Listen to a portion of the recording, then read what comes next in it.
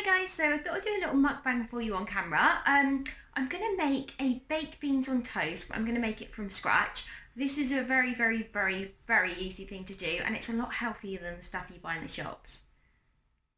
Okay, so the first thing we're going to do with our baked beans is we're going to fry up an onion in a little tiny bit of oil. This will give it a nice flavour and a little bit of a different texture as well. Right, so now that my onions are nicely fried up, I've just added the tomato sauce in there. It was making a bit of a sound, so I didn't want to film while it was doing that. You can also add some sugar in here as well. That's really nice with this. However, I'm not going to do that myself, mainly because I've got a little bit of tooth erosion and I don't want it to get worse. So the next thing to add is some cumin. I'm going to add some garlic powder.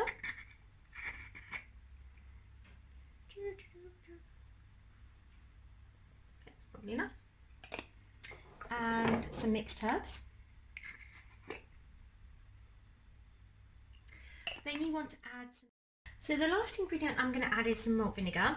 Don't want to add too much of this. Now it's spilling everywhere. But anyway, you don't want to add too much of that. The malt vinegar actually combined with the sugar normally gives it a baked beanie flavour. It's really nice. So definitely try that. Okay, so I've got my little food here. It's really nice. I've got flaxseed bread with my baked beans and some nutritional yeast on the top. So it should be a really nice lunchy thing. Yeah, let's try it for you. I've had this once before actually. But I think I made it a little bit differently. I just added a little bit of sugar in at the time. But yeah, it should be quite nice. Yum. It's really nice. It's not very vinegary, so that's quite good. It's not very sweet either. Mm. Mm. Mm. Okay, so you can taste the softness of the beans and then the crunchiness of the onions. It tastes quite a bit like baked beans, but it has more of tomatoey taste. I find the tomatoey taste in normal baked beans a little bit too fake, but this is lovely. So I'm going to talk to you about how ex-vegans were actually vegan at one point. Now this is a very controversial topic within the vegan community. I find that a lot of people say that ex-vegans were never really vegan, or that they were just virtue signaling, or that they were only vegan for health reasons. And in terms of buying behaviour models, this isn't actually the case. And buying behaviour models can relate to why we don't buy food or why we buy food. Now, there are 4 reasons why people actually change their attitudes towards things or towards animal products possibly. So one is the introduction of a new belief. Second one is a change in the strength of current beliefs. The third one is change in evaluation of beliefs. Or the fourth one is a change in salience of beliefs. So I'll explain different beliefs. I'm going to use the example of Wacko Jacko Vegano, and I think this is a really interesting example because he started off being an ethical vegan, and he ran his own ethical vegan channel. Okay, then what happened was he made this weird video where he was very upset, but he was eating meat and he had this mental breakdown, and it was very confusing and very odd. Then a couple of months later, he started making videos where he was all about organic meat and how organic meat was great, and how everyone should buy organic meat, and how veganism is unhealthy, and all of this other crap. Now, the thing is that he is a classic example of what happens with these beliefs. So essentially, he started an ethical vegan channel because he was an ethical vegan and because that meant a lot to him. Then, what happened was, in the process of replying to all of these YouTube channels, he started to believe that veganism possibly wasn't healthy. So he created this new belief.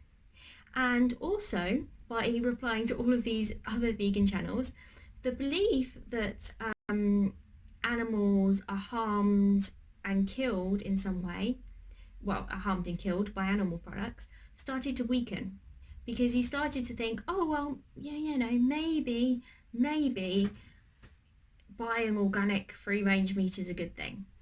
So that belief started to weaken. And then what happened was he had health conditions, so he felt sick, started to feel sick. And so the evaluation of the different beliefs, the belief that animal products is bad for your health, and the belief that animals are harmed by meat, dairy and eggs, the belief that it was bad for his health became more important. He evaluated that as more important than the animal rights aspect. And then what happened was, because he's evaluating it in this way, his behavior shifted. And this is what always happens with ex-vegans. And it doesn't mean that he wasn't as committed to animal rights as I am now, because I'm very committed to animal rights, and I'm sure you are too. But his beliefs changed, basically. And I know that often when vegans watch non-vegan, why I'm never vegan videos, they get very, very confused. And they get confused because the person is in a state of cognitive dissonance, essentially. When you start doing something, you have to make excuses for yourself for doing it. So you do one of three things. You ignore and look at the positive aspects. You play down and you distort the truth. So essentially what will happen is, and you always see this with ex-vegan videos, is that they will talk about how good they feel eating meat now. That's one of the common things you always see with ex-vegan videos. They often play down the fact that they were an ex-vegan, ethical vegan. They say, oh, well, I was never vegan for my health anyway, blah, blah, blah, blah, blah, blah, blah. Or they distort the truth. So it could be that they were in a situation where maybe it was a little bit hard to get vegan options. I remember once I was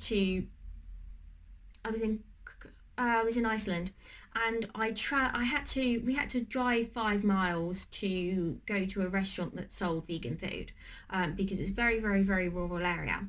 Now, let's say I stopped being vegan. If I stopped being vegan, I might distort that and make it out to be like, oh, well, we had to travel an hour and it was so inconvenient, and I could add things to the story. And it's because I'm distorting the truth on how hard it was to be a vegan in the beginning. So yeah, I think people get confused with the ex-vegan videos because the ex-vegans are distorting the truth, and they're playing down things, and they're ignoring certain issues and being more positive about others.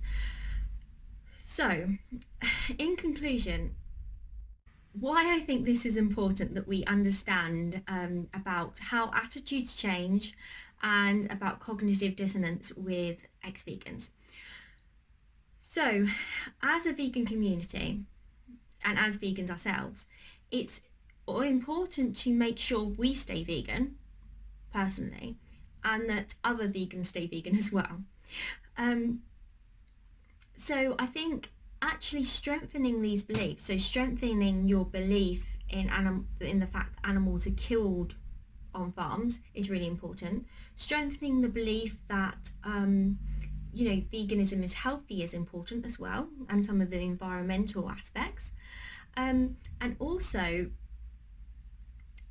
making sure that if you have a belief that is negative, so like I find it hard to be vegan because everyone I know that's vegan is left-wing, then challenge those beliefs. Actually create your own right-wing vegan channel, create your own right-wing vegan group, maybe join one yourself.